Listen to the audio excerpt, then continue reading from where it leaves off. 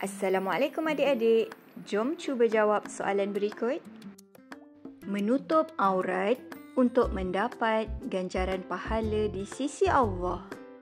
Pernyataan di atas berkaitan dengan apa?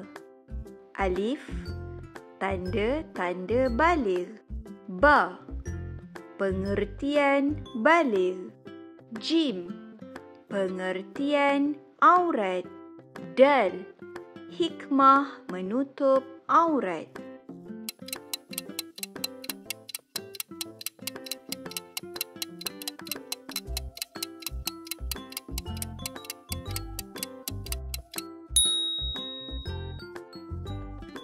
Letakkan jawapan adik-adik di ruangan komen.